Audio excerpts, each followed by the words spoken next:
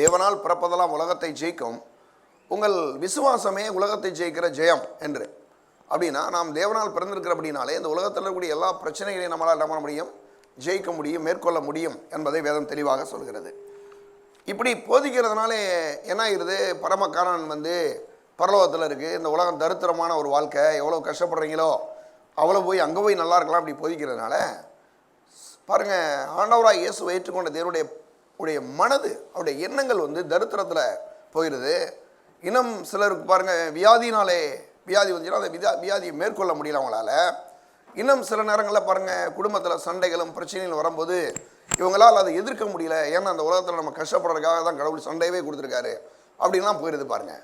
அப்போ இதெல்லாம் நீங்கள் பார்க்கும்போது ஒன்றை நீங்கள் புரிஞ்சுக்கணும், இந்த உலகத்தில் இருக்கக்கூடிய எந்த பிரச்சனைக்கும் ஆண்டவராக இயேசு காரணர் அல்ல, எந்த ஒரு நன்மைக்கும் பிசாசும் காரணம் கிடையாது இல்லையா. நன்மையை எதையுமே பிசாசு கொடுக்க போகிறதே இல்லை இல்லையா.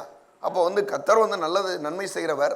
ஏன்னா வேதம் சொல்லுது, அவர் நன்மை செய்கிறவராயும் பிசாசின் வல்லமையில் அகப்பட்ட யாவரையும் குணமாக்கிறவராய் சொல்லி தெரிந்தார் என்று வேதம் சொல்லுது. அவர் நல்லவர், கர்த்தர் நல்லவர் என்பதை ருசித்து பாருங்கள். அவர் மேல் நம்பிக்கையாக இருக்கிற மனுஷன் பாக்கியவான். அப்போ அவர் நல்லவராக இருக்கிற அப்படின்னாலே முதல்ல அவர் நல்லவர், அவர் எனக்கு எப்போதும் நன்மை செய்கிற தெய்வம் என்பதை நம் முதலாவது அறிந்து கொள்ள வேண்டும். நம்முடைய மனதில் அதில் நிரப்பணும். உலகத்தில் எத்தனையோ தீமைகள் நடக்குது. ஒருவேளை உங்கள் வாழ்க்கையில் கூட சில தீமைகளை கொண்டு வரானா பிசாசு தான் கொண்டு வரான், அந்த மாதிரி கடவுள் கொண்டு வரல. சிலர் என்ன பண்ணிடுறாங்கன்னா, இந்த தீமையெல்லாம் வரும்போது கடவுள் தான் கொடுக்குறார் போல், இது மூலமாக நமக்கு ஏதோ ஒன்று போதிக்கிறாரு அப்படின்ற மாதிரி தப்பான ஒரு போதனையில் போயிடுறாங்க. சில ஊழியக்காரர்கள் அப்படி சொல்லிடுறாங்க, இந்த மாதிரி பிரச்சனை வந்திருக்குன்னா இது கடவுள் உங்களுக்கு ஏதோ கற்றுக் கொடுக்க போகிறாரு, ஏதோ அவரை உங்களோட சித்தத்தில் நடத்துகிறாரு.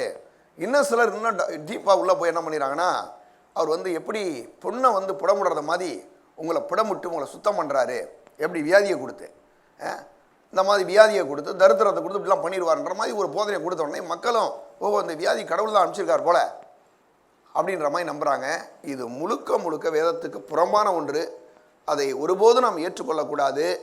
மக்கள் இன்னைக்கு ரட்சிக்கப்பட்ட ஆண்டவருடைய பிள்ளைகளை பற்றி நான் சொல்கிறேன். ரட்சிக்கப்பட்டவர்கள் இன்றைக்கி அநேகர் வெற்றி பெறாமல் இருக்கிறவருடைய காரணம் இப்படிப்பட்ட போதனைகளை கொடுத்ததுனால மனது கடவுளுக்கு விரோதமான எண்ணங்களால் நிறைந்திருக்குது. அப்போ அதனால் அவங்களால ஜெயிக்க முடியலை. ஆனாலும் நாம் முதலாவது இந்த மனதை சரி பண்ணணும். ஏன்னா ஆண்டவராக இயேசுவை நம்ம ஆண்டவரை ஏற்றுக்கொண்டிருக்கிறோம், நம்ம ரட்சிக்கப்பட்டுட்டோம்.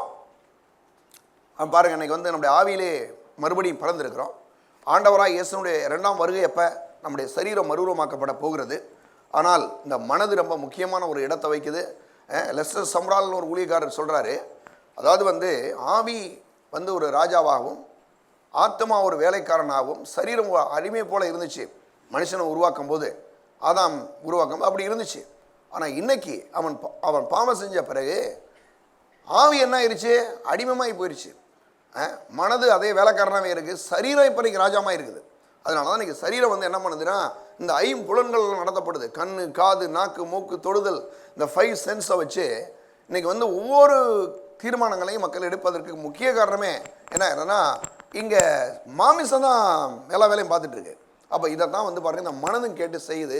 அதனால அந்த உலகத்தில் இவ்வளவு பிரச்சனைகளுக்கு காரணம், நிறையா பிரச்சனைகளுக்கான காரணங்கள் இது காரணம். அப்போ இதில் நம்ம இப்போ மனதை நம்ம கண்டிப்பாகவே சரி பண்ணணும் இல்லையா.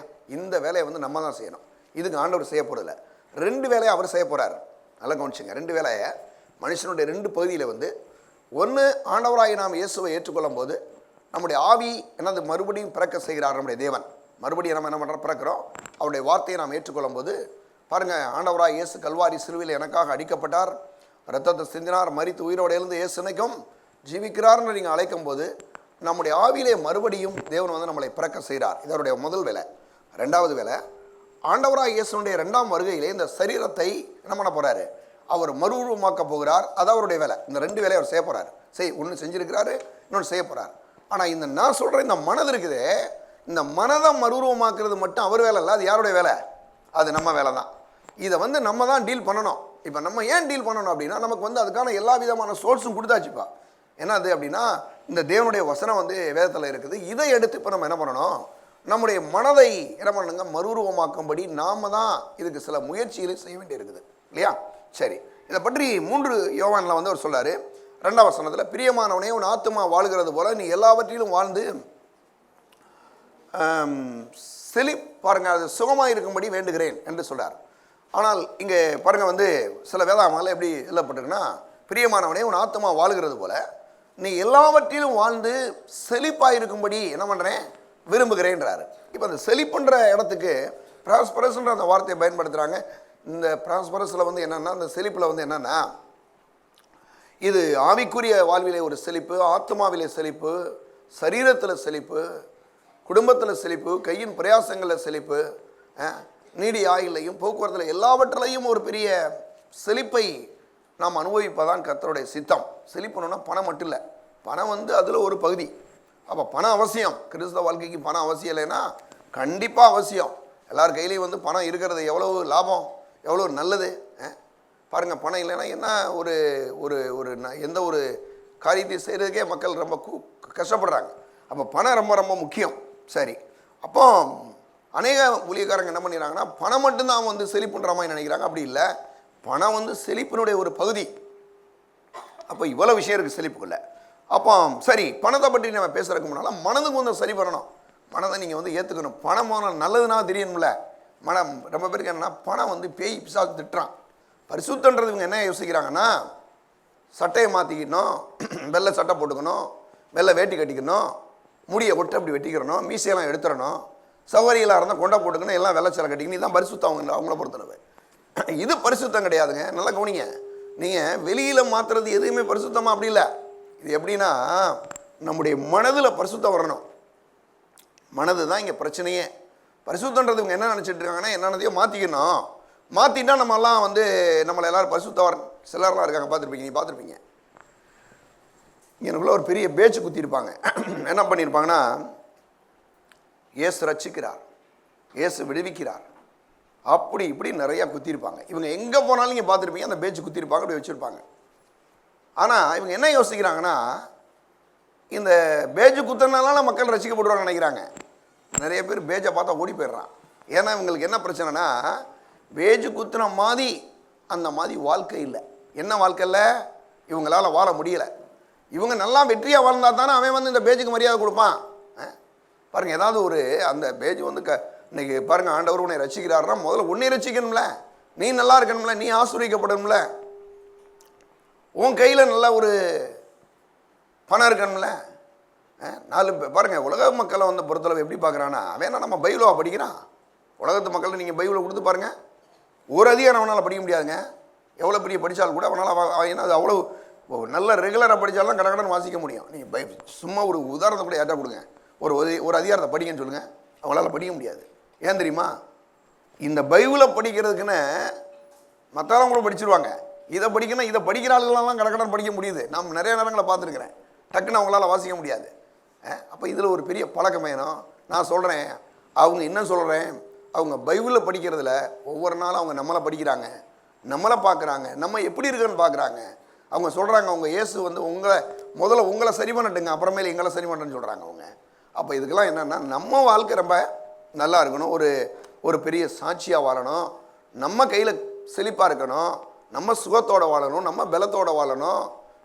அப்படி இருந்தால் தான் பாருங்கள் வந்து இந்த ஆண்டவர்கிட்ட மக்கள் வந்து வர முடியுமே தவிர, இது நீங்கள் வந்து பேஜு குத்துறனாலாம் வர போகிறது இல்லவே இல்லை. சரி, அப்போ சிலருக்கு வந்து இந்த பணத்தை கண்டாவே கோபம். பணம் வந்து கிறிஸ்தவ வாழ்க்கையில் தேவையில்லைங்க. பணம் வந்தால் நம்ம பாவம் செஞ்சுருவோம், பணம் இருக்கிறதே ரொம்ப தப்பு அப்படின்லாம் அநேகர் வந்து நம்புகிறார்கள். இதை குறித்து வேதம் என்ன சொல்கிறது? எடுப்போம். நீதிமொழிகள் 10ஆம் அதிகாரம் 22வது வசனம். கர்த்தரின் ஆசீர்வாதமே ஐஸ்வரியத்தை தரும், அதனோடு அவர் வேதனையை கூட்டார். நல்ல குடிங்க, கர்த்தருடைய ஆசீர்வாதமே ஐஸ்வரியத்தை தரும், அதனோடு வேதனையை கூட்டார் அப்படின்றாரு. அப்போ கர்த்தருடைய ஆசீர்வாதம் ஒரு மனுஷன் மேலே இருக்குன்னு சொன்னால் அவன் கண்டிப்பாகவே ஐஸ்வர்யவான செய்யணுங்க இருக்க முடியுமா இல்லையா? வேதம் தான் சொல்லுது, கர்த்தரின் ஆசீர்வாதமே ஐஸ்வரியத்தை தரும், அதனோடு வேதனையை கூட்டார். நீங்கள் குறிப்பாக ஒரு உதாரணமாக ஆதாமை நீங்கள் எடுத்துங்க. ஆதாமை உருவாக்கும் பொழுது அவன் ஒரு தரித்திரவானா இல்லை. ஏன்னா பார்த்தீங்கன்னா அவன் நல்ல செழிப்பாக இருக்கிறான். அவனுக்காக கர்த்தர் பண்ண 4 ஆறுகளை ஓட வச்சிருக்காரு. அந்த ஆற்றுக்குள்ளே பொன் விளையுது. அவ்வளோ ஒரு செழிப்பான ஒரே ஒரு ஆதாம், ஒரே ஒரு ஏவாளுக்காக அவ்வளோ பெரிய ஒரு ஏதேன் தோட்டத்தை வந்து கொடுத்துருக்காரு. அப்படின்னா நல்ல கவனிய, ஆண்டவர் வந்து ஒரு தரித்திர தெய்வம் அல்ல. அது மட்டும் இல்லாமல் ஆதாமை உருவாக்கும் போது கூட ஆதாம் எந்த ஒரு தேவைகளுக்காக அவன் நிற்கணும்னு அவசியம் கிடையாது. ஏன்னா அவர் சொல்கிறாரு, நீ மரத்தில், இந்த தோட்டத்தில் இருக்க எல்லா மரத்திலும் நீ சாப்பிடலான்றாரு இல்லையா? ஒரு மரத்தின் கனியை மட்டும் சாப்பிடக்கூடாதுன்னு சொல்கிறாரு இல்லையா? அப்போ எல்லா மரத்தின் கனியும் சாப்பிடக்கூடிய முழு அதிகாரத்தையும் கர்த்தர் அவனுக்கு கொடுத்துருக்கிறார். அப்படின்னா இவன் பிறக்கிறதுக்கு முன்னாலே, இவனை உருவாக்குறதுக்கு முன்னாலேயே ஆறுகளையும் மலைகளையும் செடி கொடையும் எல்லாத்தையும் உண்டாக்கி இவனுக்கு என்ன தேவை எல்லாத்தையும் ரெடி பண்ணி வச்சுட்டார். அப்படின்னா நான் சொல்கிறேன், ஆதாம தேவன் ஏழையாக உண்டாக்குனார்னா இல்லை.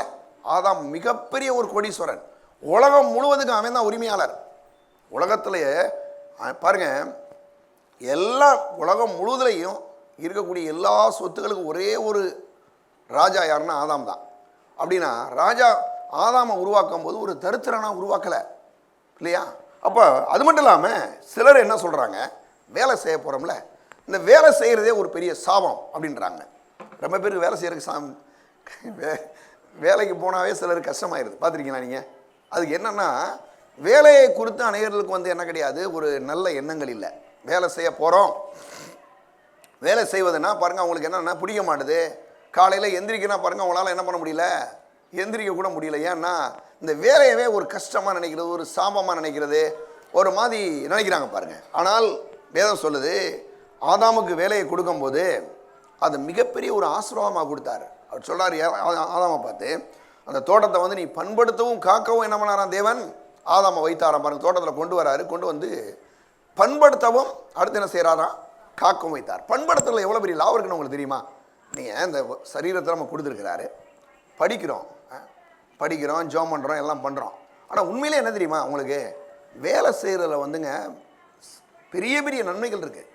ஒன்று வந்து நமக்குள்ளே இருக்கக்கூடிய அந்த ஆற்றலையும் அந்த திறமைகளையும் நம்ம என்ன பண்ண முடியும், வெளியில் ஒன்றும் கொண்டு வர முடியுது. ரெண்டாவது, நீங்கள் நல்லா கவனிச்சிங்கன்னா வேலை செய்யும்போது இந்த சரீரமே ரொம்ப நல்லா இருக்குது. எத்தனை பேர் அதை நம்புறீங்க? நீங்கள் வேலைக்கு போகாமல் ஒரு 10 நாள் வீட்டில் படுத்துருங்களேன், ரொம்ப கஷ்டங்க, முடியவே முடியாது. ஒரு நாள் முழுவதும் நீங்கள் உங்களால் சும்மா உட்காரணும் முடியவே முடியாது. ஏன்னா நீங்கள் வேலை செஞ்சு பாருங்கள். ஏன்னா வேலை செய்கிறதுக்கு தான் அந்த மாதிரி கர்த்தர் வந்து இந்த சரீரத்தை ஒரு டிசைன் பண்ணி வச்சுருக்காரு இல்லையா? அநேகர் என்ன பண்ணுறாங்கன்னா, இந்த வேலை என்னும் போது வேலையவே ஒரு இதாக நினைக்கிறது. நான் சொல்கிறேன், வேலை வந்து எல்லாரும் சொல்லுங்கள் என் கூட சேர்ந்து, வேலை கர்த்தர் கொடுத்த ஆசீர்வாதம், மறந்துடவே கூடாது. வேலையை போய் நீங்கள் சாபமாக நினச்சிங்கன்னா அந்த வேலையை உங்களால் சந்தோஷமாக செய்ய முடியாது இல்லையா? நீங்கள் என்ன வேலை வேணாலும் பாருங்கள், ஐயோ இன்னைக்கு திங்கக்கிழமை ஆகி போச்சே, 2 நாள் லீவ் விட்டுருந்தாங்க, நம்ம வாட்டுக்கு சாப்பிட்டுட்டு உட்காந்துருந்தோம், திங்கக்கிழமை ஆகி போச்சு, நீ என்ன பண்ணுற, எவன் வேணா போய் ஃபேஸ் பண்ணுறது இல்லை, எந்த பையன் எந்த மாதிரி முறைக்கிறானோ, என்ன பண்ண போகிறோம், இப்படி யோசிச்சுட்டு போனீங்கன்னாவே உங்களால் வேலை செய்ய முடியாது. இப்போ நீங்கள் என்ன பண்ணணும், வேலையை நீங்கள் சந்தோஷமாக, எனக்கு கடவுள் கொடுத்த ஒரு பெரிய ஆசீர்வாதம். ஆதாம்கிட்ட வந்து கர்த்தர் சொல்கிறாரு, என்ன சொல்கிறாரு, அந்த அதாவது இந்த தோட்டத்தை பண்படுத்தவும் காக்கவும் என்ன பண்ணார் ஆண்டவரே, எங்க இவ்வளவு தான் உண்டாக்கிட்டு ஆதாமுக்கு ஒரு 2 வேலைக்காரனை கொடுத்துருக்கலாமா இல்லையா? கொடுக்கலாமா, கொடுக்கூடாதா? இவ்வளோ பெரிய தோட்டம், இவ்வளோ பெரிய தோட்டத்துக்கு எப்போ உனக்கு ஒரு 2 பொண்ணை உருவாக்கிட்டேன், ஒரு 2 வேலைக்காரனை வேணா விடுறேன் வா அப்படின்னு ஏன் அவர் செய்யலை? அவர் என்ன சொல்கிறாரு, நீ தான் ஓனருது, நீ ஓனர்னா யாரு, நீயே பண்படுத்தி காத்துக்கொள்றாரு.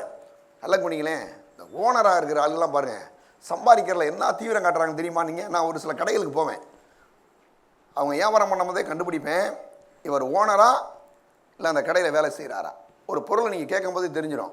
ஓனர்னா என்ன செய்வார்னா, சார் கொஞ்சம் வெயிட் பண்ணுங்க சார், இருங்க தேடி எடுத்து கண்டுபிடிச்சிட்றேன் அப்படின்னு உருட்டி கிருட்டி அதை எங்கிட்டா தேடி எடுத்து கொண்டு வந்துடுவார். ஓனராக இருக்கலாம் நீங்கள் பாருங்களேன், அவங்களாம் வேலை பார்த்துட்டு தான் வந்திருப்பாங்க. அவங்க எப்படி வந்தாங்கன்னா, அந்த ஏற்கனவே வேலை செஞ்ச ஆளுலேருந்து கொஞ்சம் நல்லா வேலை செஞ்சுருப்பாங்க. ஆண்டவர் என்ன பண்ணார், முதல்ல ஆதாம்கிட்ட அவனுடைய உண்மையும் அவனுடைய உத்தமத்தையும் அந்த தோட்டத்துக்குள்ளே காமிக்கும்படி சொல்கிறாரு. அது மட்டும் இல்லைங்க, வேலை செய்யும் போது ரொம்ப சந்தோஷமாக என் பாட்டுக்கு பண்படுத்தவும் காக்கவும் வைக்கிறார். ஏன்னா இது அவனுடைய பொறுப்பாக இருக்குது. ஆனால் அவன் என்னைக்கு காக்க தவறினானோ அன்னைக்கு தான் அவன் குடும்பத்திலே பிரச்சனை வந்துடுச்சு. ஆதாம் வந்து காக்கிறது யாருடைய வேலை, ஆதாமுடைய வேலை தான். இவன் என்ன பண்ணிட்டான், பிசாசு உள்ளே வரதை கவனிக்காம விட்டுட்டான். அதான் பிரச்சனை காரணம். இல்லை பஞ்சாயத்து அவன் பேசியிருப்பாடா, அவனை அங்கேயே லாக் பண்ணி விட்டுருக்கணும், அங்கேயே அடைச்சி போட்டுருக்கணும், உள்ள வர பார்த்துருக்கணும் இல்லை, அங்கே தப்புட்டான். அப்போ வேலையை வந்து ரொம்ப சின்சியராக பண்ணுறது, வேலையை வந்து இருக்கிறது வந்து அது ஒரு கடவுளுடைய ஆசீர்வாதம் என்பதை அறிந்து கொள்ள வேண்டும். அது மட்டும் இல்லாமல் வேலையை ஆசீர்வாதம் என்று நம்பணும். அது மட்டும் இல்லாமல் இந்த வேலை செய்யும்போது இது ஒரு பெரிய, அந்த தோட்டத்தில் பாருங்கள், வேலையை வந்து பாருங்கள் என்ன பண்ணுறாரு, அவனுக்கு வேலை செய்கிறதுனால வந்து அவன் சாப்பிடலை. அது உங்களுக்கு நல்லா திரும்ப நான் சொல்கிறேன், ஆதாம் வந்து வேலை செஞ்சதுனால சாப்பிடலை, வேலை செய்யாமல் கூட சாப்பிட்ற அளவுக்கு கர்த்தர் அவனுக்கு கொடுத்துருந்தார். ஆனால் ஏன் வேலை செய்யும்படி சொன்னார், அவனுக்குள்ள இருக்கக்கூடிய திறமையும் அவனுக்குள்ள இருக்கக்கூடிய அந்த ஆற்றலையும் அவனுக்கு இருக்கக்கூடிய அபிஷேகத்தையும் கடவுள் வெளியில் கொண்டு வர்றாரு. அது மட்டும் இல்லாமல் இன்னொரு விஷயத்த பார்த்தீங்கன்னா, வேலை செஞ்சால் தாங்க சரீரமே ரொம்ப நல்லா இருக்கும். அவன் வேலை செஞ்சனால என்ன லாபம் தெரியுமா? 930 வருஷம் அவன் வாழ்ந்தான் அந்த உலகத்தில். எத்தனை வருஷம்? 930 வருஷங்க இந்த உலகத்தில் வாழ்ந்த ஒரு மனுஷன் யாருன்னா இந்த ஆதாம். அதுக்கு பிறகு மெத்துசேலான்னு ஒருத்தன் 969 வருஷம் வாழ்கிறான் இல்லையா? இதெல்லாம் நீங்கள் பார்க்கும்போது நல்லா வேலை செய்கிற ஆட்கள் தான், சும்மா சாதாரண ஆட்கள் கிடையாது. ஏன்னா நல்லா நீங்கள் வேலை செய்கிற ஆள்லாம் நீங்கள் பாருங்கள், நல்லா திடகாத்திரமாக இருக்கிறாங்க, நல்லா இருக்கிறாங்க. அப்போ வேலை செய்கிறது ஒரு பெரிய ஆசீர்வாதம். சரி, அப்போ கர்த்தருடைய ஆசீர்வாதமே ஐஸ்வர்யம் தரும்னா, வேலை செய்யாமல் படுத்து தூங்குறதுக்கு ஒன்றும் யாருக்கும் வந்து பணம் வந்துடாது இல்லையா? வேலை செய்கிறது வந்து நீங்கள் படுத்து தூங்கிட்டு இருந்துட்டு இல்லைங்க இன்னைக்கு வந்து அங்கேருந்து விழுந்துடும் கொட்டிடும், நடக்கிறதுக்கு வாய்ப்பே கிடையாது. வேலை செஞ்சே ஆகணும். வேலை என்ன செய்யணும். அப்போ வேலை செய்யும் போது என்ன நடக்குது அப்படின்னா, கர்த்தருடைய ஆசீர்வாதமே ஐஸ்வர்யத்தை தரும். சிலருக்கு என்ன ஆகிருன்னா, வேலை செஞ்சுன்னு வந்து போயிடுறான், ஒன்றும் வரமாட்டுது. என்ன நம்ம முயற்சி இதை பண்ணுறான் அதை பண்ணுறான் எல்லாம் பண்ணுறான். ஆனால் ஒன்று நல்லா தெரிஞ்சுங்க, வேலை செய்கிறத விட கூட என்ன இருக்கணும்? கர்த்தருடைய ஆசீர்வாதம் இருக்கணும். கர்த்தருடைய ஆசீர்வாதம் இருந்தால் தான் அந்த வேலையவே கர்த்தர் என்ன பண்ணுறார்? ஆசீர்வதித்து நமக்கு ஒரு பெரிய பெருக்கத்தை கட்டளையிடுகிறார். சரி, இதெல்லாம் வந்து இந்த வேலையை பற்றி சிலருக்கு கோபம். அப்போ நான் சொல்கிறேன், இங்கே தேவனுடைய பிள்ளை உங்களுக்கு நான் சொல்கிறேன், நீங்கள் வேலை செய்யும் போது உங்கள் ஓனர் பார்க்குறாரு, உங்கள் மேனேஜர் பார்க்குறாரு, இல்லை உங்கள் மேலே இருக்கக்கூடிய சூப்பர்வைசர் பார்க்குறாரு, இவங்கெல்லாம் பார்த்துட்டு நீங்கள் வேலை செய்யாதீங்க. அதெல்லாம் விடுங்க. அவங்க பார்த்தாலும் பார்க்கலைனாலும் நீங்கள் உண்மையாக வேலை செஞ்சுட்டே இருங்க. ஒரு நாள் கண்டிப்பாகவே கர்த்தர் உங்களை பார்க்குறாரு, அவர் உங்களை உயர்த்துவார். அது மட்டும் இல்லாமல் நம்முடைய மனது வந்து இதுக்கு ஒத்து போகணும். மனது ஒத்து போகிறதுனா எப்படின்னா, நான் வேலை செய்கிறேன், நான் வந்து இந்த வியாபாரம் பண்ணுறேன், தொழில் பண்ணுறேன், கர்த்தருடைய ஆசீர்வாதம் இருக்குது, நான் கண்டிப்பாக என்ன செய்வேன்? ஆசீர்வதிக்கப்படுவேன், பொருளாதாரங்களை கடவுள் எனக்கு கொடுப்பாருன்னு சொல்லி முதல்ல நம்முடைய மனதில் வந்து நல்ல என்ன செய்யணும்? அப்படிப்பட்ட காரியங்களை தியானிக்க கற்றுக்கொள்ள வேண்டும். இதை பற்றி தான் அவர் சொல்கிறார். ரோமர் 12:2 சொல்கிறார், நீங்கள் இந்த பாருங்கள், இந்த பிரவேந்தருக்கு ஒத்த வேஷம் தெரியாமல் தேவனுடைய நன்மையும் பிரியமும் பரிபூரணமான சித்தம் என்னதென்று பகுத்தறியத்தக்கதாக உங்கள் மனம் புதிதாகிறதுனாலே மறுரூபமாகுங்கள். என்ன சொல்கிறாரு அப்படின்னா, உங்களுடைய மனது வந்து மறுரூபமாக வேண்டும். மனது மறுரூபமாகிறதுனா எப்படி மறுரூபமானா, நீங்கள் வேதத்தில் இருக்கக்கூடிய வசனங்களை எடுத்து உங்களுடைய மனதில் வைங்க. எப்படி வைக்கணும் சொல்கிறாரு? கர்த்தருடைய ஆசீர்வாதமே ஐஸ்வர்யத்தை தரும், அதனோடு வேதனையை கூட்டார். அப்போ கர்த்தருடைய ஆசீர்வாதமே ஐஸ்வர்யத்தை தரும், அதனோடு வேதனையை கூட்டார்னா பாருங்கள், கண்டிப்பாக கர்த்தருடைய ஆசீர்வாதம் மேலே இருக்கிறதுனால ஐஸ்வர்யத்தை தேவன் எனக்கு என்ன செய்கிறார்? கொடுக்கிறார் என்பதை நாம் விசுவாசிக்க வேண்டும். அதை நல்லா பேச வேணும், அதை பார்க்கணும். அது மட்டும் இல்லாமல் அநேகர் என்ன செய்கிறாங்க பாருங்கள், இந்த உலகம்னு இவங்க பேசுகிறதுனுடைய முக்கிய காரணமே ஒரு, அதாவது மனது மறுரூபமாகாத ஒரு மறுரூபமாகாத மனது என்னது? அது ஒரு உலகம் பாருங்கள், மறுரூபமாகலேன்னு வச்சுங்க. மனது மறுரூபமாகாத மனுஷனுடைய மனது வந்து ரொம்ப ரொம்ப மோசமாக இருக்குது. ஆனால் மனது மறுரூபமாகும் போது என்ன ஆகுது அப்படின்னா, அது வந்து என்ன ஆகுதுன்னா, மனது வந்து புதுப்பிக்கப்படுது. அப்போ புதுப்பிக்கப்பட்ட மனது இருக்கே, அது வந்து ஒரு பரிசுத்தமான ஒரு வாழ்க்கைக்கு நேராக நம்மளை கொண்டு செல்கிறது. சரி, அப்போ அதுக்கு சொல்றாரு பாருங்க, 2 Corinthians 5 பாருங்க, அங்க சொல்றாரு 17 வந்து, இப்படி இருக்க ஒருவன் கிறிஸ்துவுக்குள் இருந்தால் புது சிருஷ்டியா இருக்கிறான், பழையவைகள் ஒளிந்து போயின, எல்லாம் புதிதாயின. அந்த இடத்துல 2 எல்லாம் வருது. தமிழில் வந்து ஒரு எல்லாம் இல்லை இல்லையா? சொல்ற, இப்படி இருக்க ஒருவன் கிறிஸ்துவுக்குள் இருந்தால் புது சிருஷ்டியா இருக்கிறான், பழையவைகள் எல்லாம் ஒளிந்து போயின, எல்லாம் புதிதாயின. எல்லாமே புதுசாகுது. அப்போ எங்கே புதுசாக இருக்குது? நம்முடைய ஆவியில் வந்து புதிதாக்கப்பட்டிருக்கு. இப்போ அடுத்து என்ன பண்ணுறோம்? நம்முடைய மனது வந்து புதிதாக்கப்படுறதை பற்றி தான் பேசுகிறோம். அதுக்கு வந்து எப்படிங்க மனது புதிதாக்கப்படுறது அப்படின்றத பற்றி நம்ம சொன்ன யோசுவா 1:8 பார்க்குறோம். இந்த நியாயப்பிரமாண புத்தகம் வாயை விட்டு பிரியாதிருப்பதாக இதில் எழுதியிருக்கிறபடி எல்லாம் நீ செய்ய கவனமாக இருக்கும்படி அவைகளை இரவும் பயமும் தியானித்துக் கொண்டிருப்பாய், அப்பொழுது நீ உன் வழியை வாய்க்க போனாய், புத்திமானையும் நடந்து கொள்வாய். சங்கீதம் 1 சொல்கிறாரு, 1 இருந்து அந்த கிட்டத்தட்ட ஒரு 3 வசனங்களில், துன்மார்க்கருடைய ஆலோசனை பாவியுடைய வழி, பரியாசக்கார உக்கிரமிடத்தில் உட்காராமலும் கர்த்தருடைய வேதத்தில் பிரியமாக இருந்து இரவும் பகலுடைய வேதத்தில் தியானமாக இருக்கிற மனுஷன் பாக்கியவான். அவன் நீர்க்காலின் ஓரமாய் நடப்பட்டு தன் காலத்தில் தன் தனியே இருந்து இளையூருக்கார மரத்தை போல இருப்பவன் செய்வதெல்லாம் வாய்க்கும். இப்போ இப்படிப்பட்ட வசனங்களை எடுத்து உங்களுடைய மனதில் நீங்கள் என்ன பண்ணணும்? வைக்க வேண்டும். சரியா? அப்படி வைக்கும் போது என்ன ஆகுது? அதை தியானிக்கும் போது நம்ம தியானிக்க என்ன ஆகுது? கர்த்தருடைய அந்த வார்த்தையோடு கூட நம்முடைய மனது ஒத்து போகுது. இப்போ மனது மறுரூபமாகுது அப்படின்னும் போது பாருங்கள், அதனால தான் யோசுவா போன்ற நம்ம கடந்த வாரமே பார்த்தோம். யோசுவா போய் அந்த ஒரு எரிகோ கோட்டையை போய் வீழ்த்தணும். இப்போ வீழ்த்தும் போது அவர் என்ன செய்கிறாருன்னா, யாரையுமே பேச சொல்ல, எல்லா பேரும் வாயை மூடின்றார். என்ன காரணம் அப்படின்னா, வாயை பேசுனானா இவன் என்ன பண்ணுவான்னா நெகட்டிவாக தான் பேசுவான், தப்பாக தான் பேசுவான், ஆகாதும் போகாதும் பேசிகிட்டே இருப்பான். அப்போ அதனால் என்ன பண்ணுறாரு, 7 நாள் சுற்றிட்டு 7ஆம் நாள் அன்னைக்கு எக்காலத்தை ஊதி ஆர்ப்பரிங்கன்னு சொன்னார். அதே மாதிரி அவங்க செஞ்சாங்க. என்னாச்சுன்னா, அந்த எரிகோ கோட்டை இடிந்து விழுந்தது. அதை அவர்கள் என்ன பண்ணார்கள், சுதந்திரித்து கொண்டார்கள். சரி, இப்போ நாம் தேவனுடைய வார்த்தையை தியானிப்பது என்பதை பற்றி தொடர்ந்து பார்த்து கொண்டே வருகிறேன். இப்போ நான் போன வாரங்கள் 2 வாரமாக இன்னொரு ஒரு பகுதிக்கு நம்ம போயிருக்கோம். அது என்னன்னா, நாம் தியானிப்பதின் மூலமாக நம்முடைய மனதிலே நல்ல எதிர்காலங்களை பார்க்கிறோம். நல்ல எதிர்காலத்தை நம்ம என்ன செய்கிறோம், பார்க்குறோம். பார்க்குறது எப்படின்னா, நான் இப்போ அதுக்கு போகலாம். நம்ம எடுங்க அந்த ஆதியாகமம் 11:6 அப்பொழுது கர்த்தர், இதோ ஜனங்கள் ஒரே கூட்டமாக இருக்கிறார்கள், அவர்கள் அனைவரும் ஒரே பாஷையும் இருக்கிறது, அவர்கள் இதை செய்ய தொடங்கினார்கள், இப்பொழுதும் தாங்கள் செய்ய நினைத்தது ஒன்றும் தடைபட மாட்டாது என்று இருக்கிறார்கள். இந்த இடத்துல பாருங்க, மனதுடைய பவர் என்னன்றதை காமிக்கிறாங்க. அந்த இடத்துல நீங்கள் பார்க்கலாம்.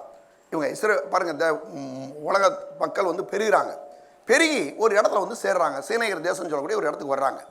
வந்தோன்னே என்ன பண்ணுறாங்க, அவங்க சொல்கிறாங்க, என்ன பண்ண போகிறோம், நமக்காக ஒரு பாருங்க அங்கே சொல்கிறாங்க பாருங்க. அப்பொழுது கர்த்தர் பாருங்க, இதோ ஜனங்கள் ஒரே கூட்டமாக இருக்கிறார்கள், அவர்கள் அனைவருக்கும் ஒரே பாஷையும் இருக்கிறது, அவர்கள் இதை செய்ய தொடங்கினார்கள், இப்பொழுதும் தாங்கள் செய்ய நினைத்தது ஒன்றும் தடைபட மாட்டாது என்று இருக்கிறார்கள். எல்லாருக்குள்ளேயும் ஒரே விதமான ஒரு மனது. ஆனால் ஒரு மனது இருக்குதுன்னா, அந்த ஒரு மனது எப்படி இருக்குன்னா, தப்பான நோக்கத்தோடு இருக்குது. அல்ல, ஒரு மனது சரியான நோக்கத்தில் இருக்கணும். ஒரு மனது இருக்குன்னு வச்சுங்க, நல்ல காரியத்துக்காக ஒருமனப்பட்டால் நல்லா இருக்கும். ஆனால் இவங்க என்ன பண்ணுறாங்க, இவங்க கடவுளுக்கு விரோதமான காரியங்களை ஒருமனப்படுறாங்க. ஏன்னா அவர் சொல்கிறாரு, நீங்கள் பலுகி பெருகி பூமியை நிரப்புங்கள்ன்றாரு. இவன் என்ன சொல்கிறான், நம்ம எங்கேயுமே செதறி போகாதபடிக்கு எல்லாரும் ஒரே இடத்துல உட்காந்துருக்கன்றான். நேற்று தினம் இதை பற்றி வாசிட்டு இருந்தேன். அவர் சொல்கிறார், ஒரு ஊழியக்காரர் சொல்கிறாரு, மதங்கள் உருவாக்கப்பட்ட இடமே இந்த பாபேல் தான் அப்படின்றாரு. மதங்கள் எங்கே உருவாக்கப்பட்டுச்சு, அங்கே தான் உருவாகுது. ஏன்னா மதம் அங்கே தான் பாஷை உருவாகுது, அங்கே தான் மதங்கள் உருவாகுது, அங்கே தான் பெருமைகள் உருவாகுது.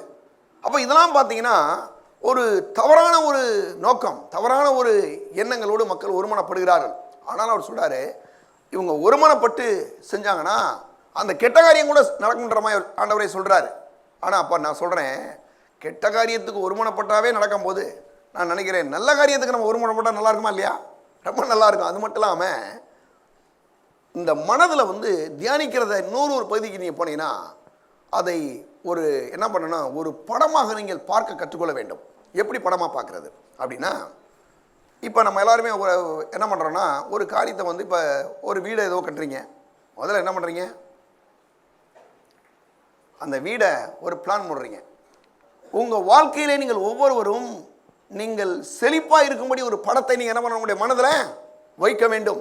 ஒருவேளை பிசாசு ஒரு சுகமீனத்தை கொண்டு வந்திருக்கிறான், ஒரு வியாதி கொண்டு வந்திருக்கான். ஆனால் நீங்கள் எப்படி பார்க்கணும் அப்படின்னா, நல்ல சுகத்தோடு, நல்ல பலத்தோடு, நல்ல ஆரோக்கியத்தோடு எழுந்து நடப்பதை நீங்கள் என்ன செய்யணுங்க, உங்களுடைய மனதிலே பார்க்க வேண்டும். ஒருவேளை உங்களுக்கு தரித்திரத்தில் இருக்கிறீங்க, கையில் காசு இல்லை, ஒன்றும் இல்லை, ஆனால் நீங்கள் எப்படி பார்க்கலான்னா, உங்களை ஒரு ஐஸ்வர்யவனாய் நீங்கள் பார்க்க வேண்டும். ஒருத்தர் சொல்கிறாரு பாருங்க, இதெல்லாம் பொய் இல்லையா அப்படி பார்க்க சொல்கிறது, நேற்று தினத்தை வாசிட்டு இருக்கேன். அவர் சொல்கிறாரு, இதெல்லாம் ஒரு பொய் இல்லையா, அந்த மாதிரி நீங்கள் சொல்கிறது பொய்யா இல்லையா அப்படின்னு. ஆனால் நான் சொல்கிறேன், பிசாசு கொண்டு வருகிற வியாதி ஒரு பொய் இல்லையா, பிசாசு கொண்டு வருகிற தரித்திரம் அது ஒரு பொய். ஆனால் எது மெய் தெரியுமா, எது சத்தியம் தெரியுமா அப்படின்னா, கர்த்தருடைய வார்த்தை சொல்லுது, அவருடைய தழும்புகளாலே குணமானீர்கள் சொல்லுது, அதுதான் சத்தியம். அவர் சொல்றாரு, என் தேவன் தம்முடைய மகிமையின் ஐஸ்வரியத்தின்படி கிறிஸ்து இயேசுவுக்குள் குறையெல்லாம் நிறைவாக்குவார் சொல்றாரு, அதுதான் உண்மை, அதுதான் சத்தியம். அப்போ பிசாசு கொண்டு வரலாம் போகிற பொய்யுங்க, அந்த பொய்யை நம்ம என்ன பண்ணுறோம், நம்ம மனதை யோசிச்சுட்டு இருக்கிறோம். சிலர்லாம் பாருங்க, அப்படியே கையில் ஒன்றுமே இல்லாத மாதிரியும், சில நேரங்களில் குடும்பங்களில் பிரச்சனைகள், கணவன் மனைவி மத்தியில் ஒரு சண்டைகளோ பிரச்சனைகளோ ஏதோ ஒரு நடக்குது, சில நேரங்களோ சில பிரிவினைகளோடு ஏற்படுது. ஆனால் நீங்கள் எப்படி பார்க்கணுன்னா, உங்களோட மனைவியோடு சேர்ந்து வாழ்வதை, உங்களுடைய கணவனோடு சேர்ந்து வாழ்வதை, அந்த சண்டைகள் நீங்கி ஒரு சமானமாக வாழ்வதை உங்களுடைய மனதில் நீங்கள் என்ன செய்யுங்க, பார்க்கணும்.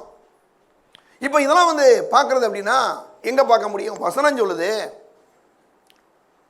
வசனம் சொல்லுது பாருங்க, என்ன சொல்லுதுன்னா, உன் மனைவி உன் வீட்டோரங்களை கணிதரும் திராட்சை கொடி போல் இருப்பார்.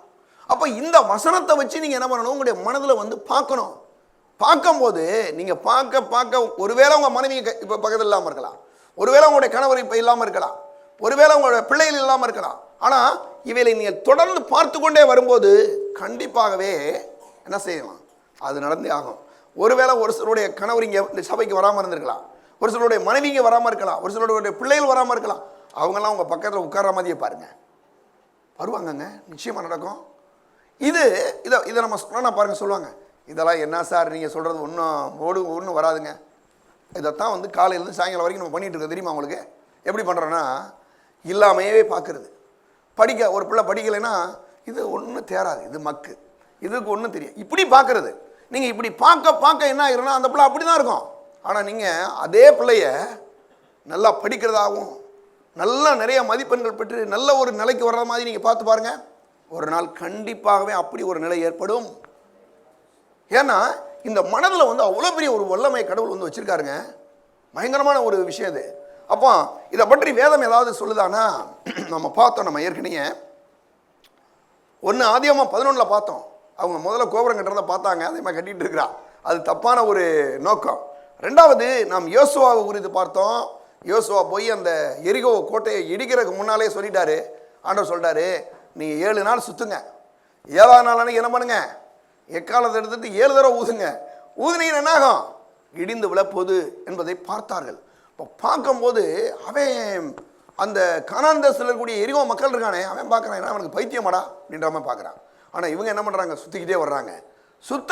சுற்றி அவங்களுக்கு ஒன்று விளங்குது, கர்த்தர் சொன்னார்னா நிச்சயமாக என்ன செய்வார், நிறைவேற்றுவார். அப்போ அந்த எரியோ கோட்டை இவங்களை ஆர்ப்பரித்தோன்னு இடிந்து விழுகுது. எப்படிங்க விழுந்துச்சுன்னா, யோசுவாவும் அந்த ஜனங்களும் என்ன பண்ணுறாங்க, தங்களுடைய மனதிலே அது இடிந்து விழுவதாக பார்க்கிறார்கள், அந்த தேசத்தை சுதந்திரித்துக் கொள்வதை பார்க்குறாங்க. நான் சொல்கிறேன், தேவனுடைய பிள்ளைகளை இன்னைக்கு கூட நாம் அப்படி பார்க்கக்கூடிய மக்களாக நாம் ஒவ்வொருவரும் இருக்க வேண்டும். சரியா? சரி, இதை பற்றி அநேகரை வந்து ஏன் இப்படியெல்லாம் பார்க்க முடியாமல் அவங்க இருக்கிறாங்க, அதுக்கு என்ன காரணம் என்பதை பற்றி 2 கொரிந்தியர் 10ஆம் அதிகாரத்துக்கு வாங்க. அங்கே ஒரு பெரிய விஷயத்தை நம்ம சொல்ல போகிறோம். 4வது நாம் வசனத்தை 5வது வசனத்தை நம்ம கடந்த வாரமே வாசித்தாத இல்லையா, திரும்ப வாசிப்போம். நாங்கள் மாமிசத்தில் நடக்கிறவர்களாக இருந்தும் மாமிசத்தின்படி போர் செய்கிறவர்கள் அல்ல. எங்களுக்கு நாங்கள் மாமிசத்தில் தான் வாழ்கிறோம், ஆனாலும் மாமிசத்தின்படி நாங்கள் என்ன செய்கிறது கிடையாது, போர் செய்கிறது இல்லை. நாங்கள் என்ன செய்கிறோம் அடுத்து சொல்கிறாரு, எங்களுடைய போராயுதங்கள் மாம்சத்துக்கு ஏற்றவர்களாக இராமல் அரண்களை நிறுவனமாக்குறதற்கு தேவ பலமுள்ளதாய் இருக்கிறது. பாருங்க சொல்றாரு, சொல்லிட்டு பாருங்க அடுத்து 5ஆம் வசனத்தில், அவைகளால் நாங்கள் தர்க்கங்களையும் தேவனை அறிகிற அறிவுக்கு விரோதமாக எழும்புற எல்லா மேட்டிமைகளையும் நிர்மூலமாக்கி எந்த எண்ணத்தையும் கிறிஸ்துவுக்குள்ளாக கீழ்ப்படிய சிறைப்படுத்துவர்களாய் இருக்கிறோம். என்ன சொல்றாரு, எங்களுடைய போராயுதங்கள் எப்படிப்பட்டதா இருக்குதாம், மாம்சத்துக்கு ஏற்றவர்களாக இராமல் அரண்களை நிர்மூலமாகுவதற்கு தேவ பலமுள்ளதாய் இருக்கிறது. நல்ல கவனிங்க. இப்போ தவறான எண்ணங்கள் நான் இப்போ உங்களுக்கு ஒன்று சொல்லித்தர போகிறேன், நீங்களே ஆச்சரியப்படுவீங்க. நான் ஒரு நாள் ட்ரை பண்ணேன், இதை ஒரு முயற்சி பண்ணி பார்த்தேன்.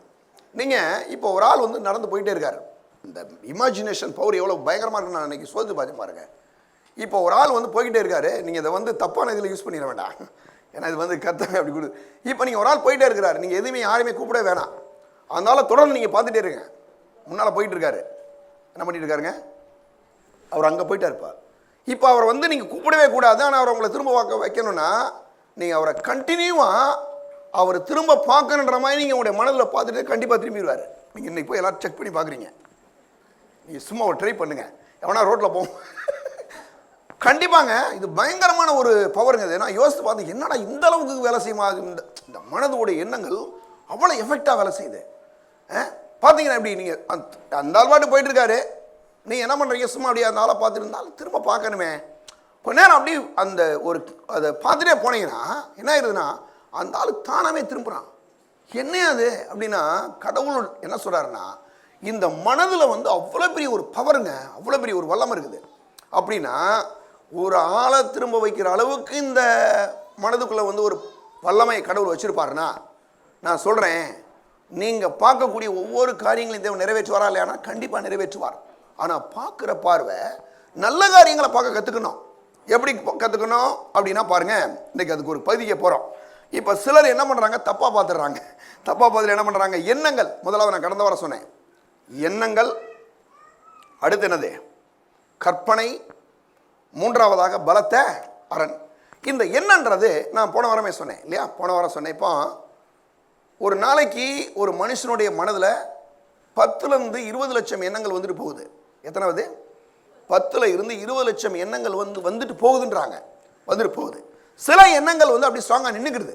இப்போ நிற்கும் போது என்ன ஆயிடுது, நல்லா நீங்கள் கவனிச்சிங்கன்னா, இந்த எண்ணங்கள் என்ன செய்யுதுன்னா, முதல்ல நல்லதாகவும் தோன்றலாம். இன்றைக்கி நீங்கள் ஒரு வியாபாரம் பண்ணுறீங்க, உங்களுக்கு திடீர்னு ஒரு எண்ணம் வருது. என்ன வருது அப்படின்னா, இன்னும் ஒரு பிராஞ்சை ஓப்பன் பண்ணுவோம், இன்னொரு இடத்துல நம்ம ஆரம்பம் அப்படின்னு ஒரு எண்ணம் வருது. நல்ல எண்ணமா இல்லையா, நல்ல எண்ணம் தான். அப்போ அந்த எண்ணத்தை கொஞ்சம் கற்பனை செய்கிறோம். என்ன கற்பனை செய்கிறோம், சரி எந்த இடத்துல அதை பார்க்கலாம், எந்த இடத்துல அதுக்கு ஒரு அட்வான்ஸ் கொடுக்கலாம், அதை எப்படி இதில் செய்யலாம், இந்த தொழிலுக்கு எவ்வளோ பணம் போட்டால் அது நல்லாயிருக்கும், இப்படிலாம் பாருங்கள் சிந்திக்கிறோம். ஒரு நல்ல கடையை வைக்க போகிறோம், ஒரு இடம் வாங்க போகிறோம், இதை இப்படி பண்ணணும், அதை பண்ணணும், இந்த இடத்துல இப்படி ரேக்கு கொண்டு வரணும், அந்த இடத்துல அவ்வளோ பணம் போடணும், இதை செய்யணும், இதெல்லாம் நல்ல விஷயம். ஆனால் அடுத்த ஆளுடைய மனைவியை போய் எடுத்துக்கணுன்றது தப்பான எண்ணமா இல்லையா, எண்ணம். அப்போ அந்த எண்ணம் வர்றதை நீங்கள் என்ன பண்ணக்கூடாது, டெவலப் பண்ண விடக்கூடாது. முதல் எண்ணம் வருது. ரெண்டாவது thoughts, imagination and strong hold. என்ன பண்ணுது, முதலாவது எண்ணங்கள். அந்த எண்ணங்கள் தப்பான எண்ணம் வந்துருச்சு. இப்போ தப்பான எண்ணத்தை என்ன பண்ணலாம், சின்ன செடியாக இருக்கும் போதே வெடுக்குன்னு பிடிக்கி போடலாமா, போட முடியாதா, போட்டுடலாம். இதே நீங்கள் வளர விட்டீங்கன்னு வச்சுங்க, என்னாகும், வளர விட்டீங்கன்னா கோடாரியை வச்சு வெட்டணும், அந்த மாதிரி ஆகிடும். அப்போ என்ன பண்ணணும்னா, அந்த எண்ணம் வரும்போதே அந்த எண்ணத்தை பிடிங்கிறதுக்கு சில ஐடியா இருக்குது. இப்போ நான் உங்களுக்கு ஒரு உதாரணமாக சொல்கிறேன். பிசாசு வியாதியினுடைய எண்ணத்தை போடுறான், வியாதியின் எண்ணத்தை போடுறான் இல்லையா. ஒருவேளை அவன் வியாதியை போடுற, வியாதியை முதல்ல போட்டோன்னா மக்கள்கிட்ட என்ன வந்துடுது, ஐயோ வியாதி வந்துருச்சு, இனிமேல் அவ்வளோதான், நம்ம வாழ்க்கையை முடிஞ்சு போச்சு போல.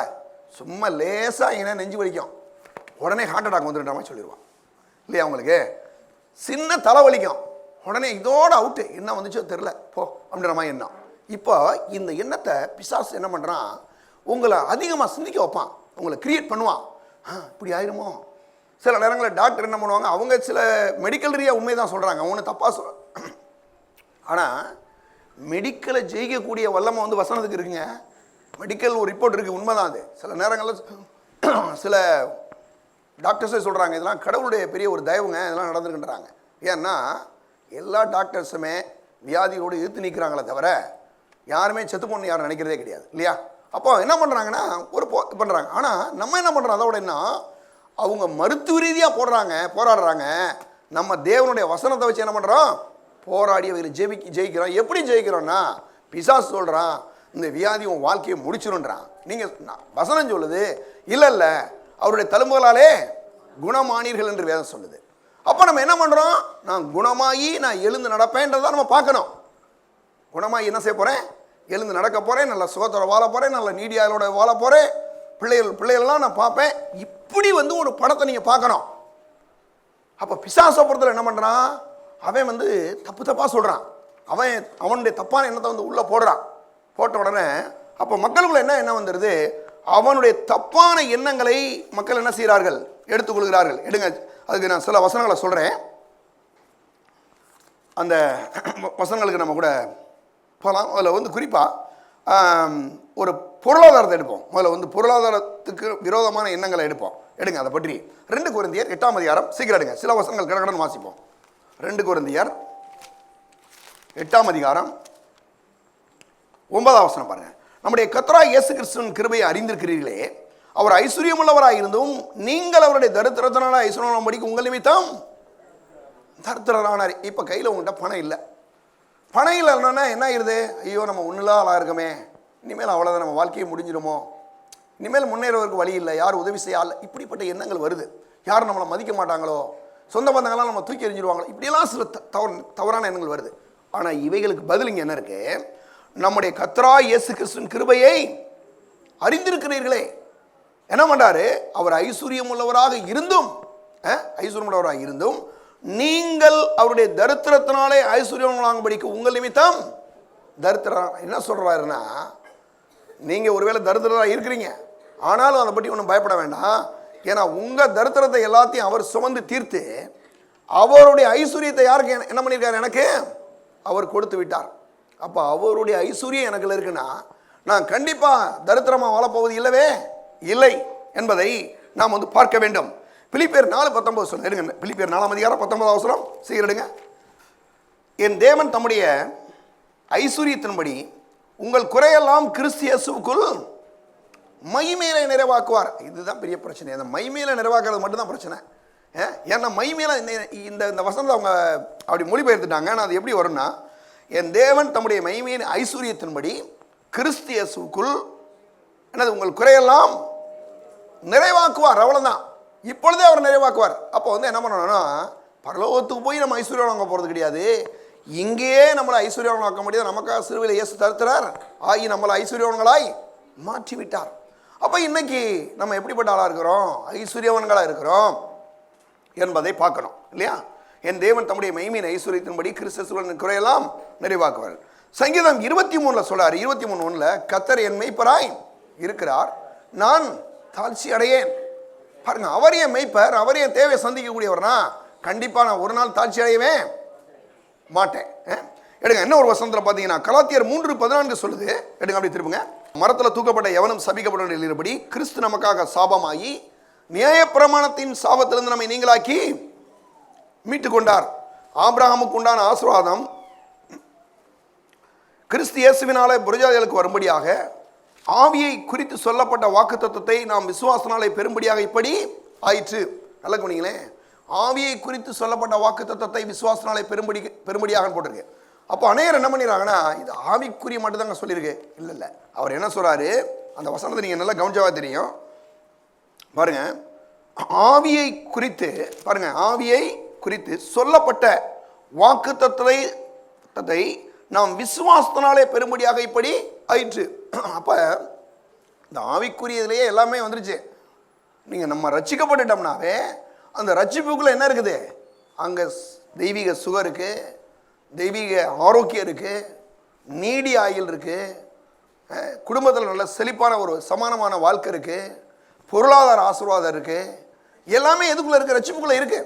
அப்படின்னா அந்த ஆவியை குறித்து சொல்லப்பட்ட அந்த வாக்கு தத்துவத்தை நாம் என்னைக்கு பெற்றுக்கொண்டோமோ, என்னைக்கு ஆண்டவராக இயேசுவை ஆண்டவர் ஏற்றுக்கொண்டோமோ, அன்னைக்கே எல்லா விதமான ஆசீர்வாதத்தை தேவன் நம்ம அதுக்குள்ள என்ன பண்ணாரு? வைத்திருக்கிறார்.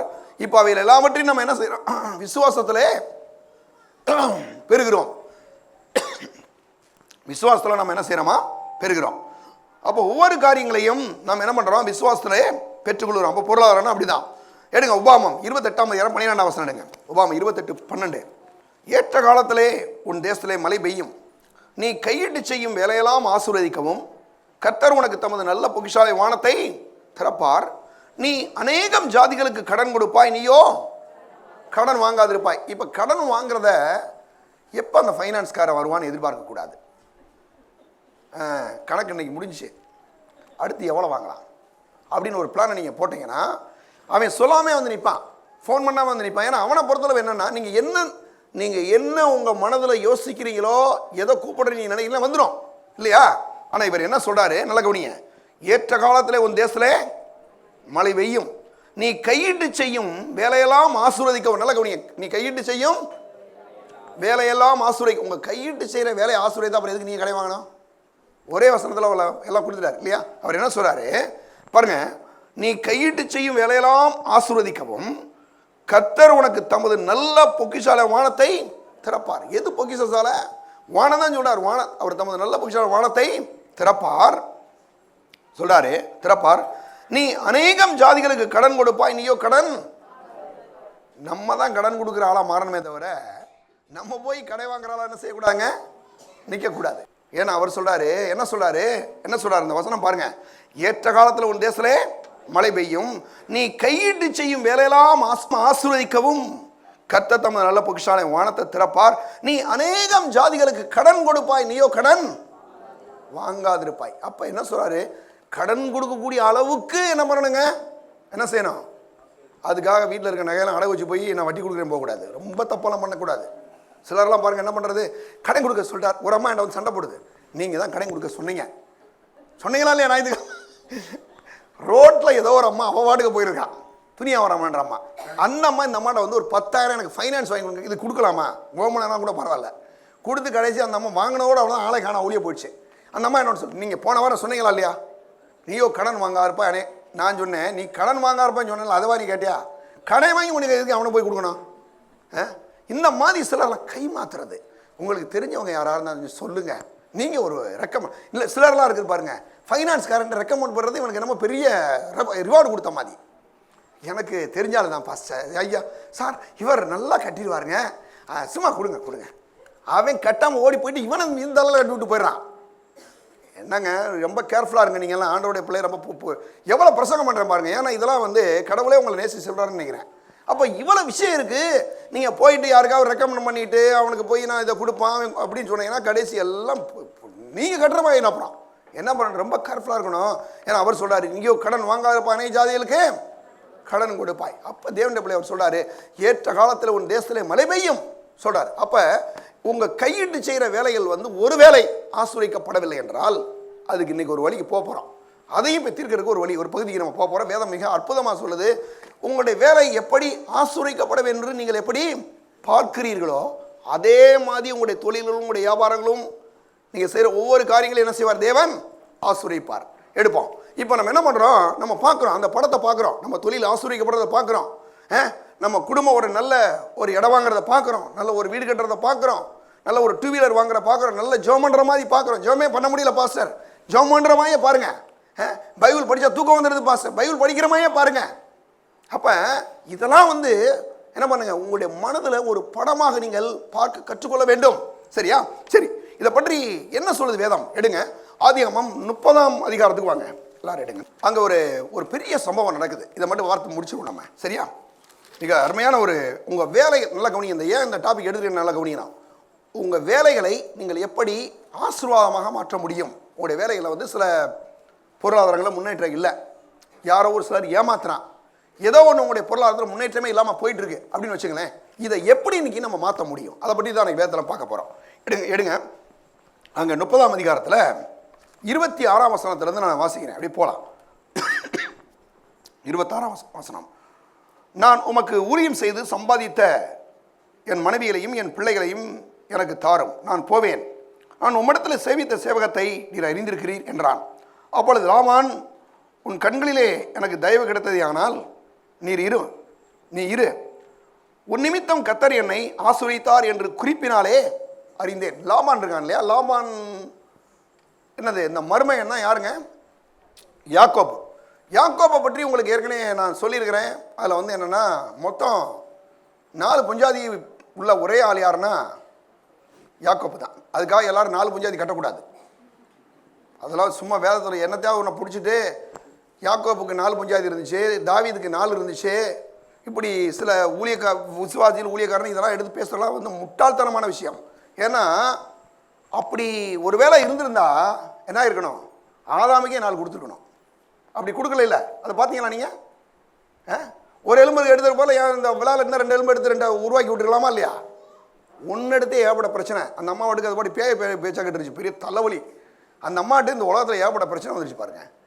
இவர் வாட்டுக்கு 4 எடுத்து விட்டுருந்தாருன்னா உலகமே தாங்கியிருக்காது இல்லையா?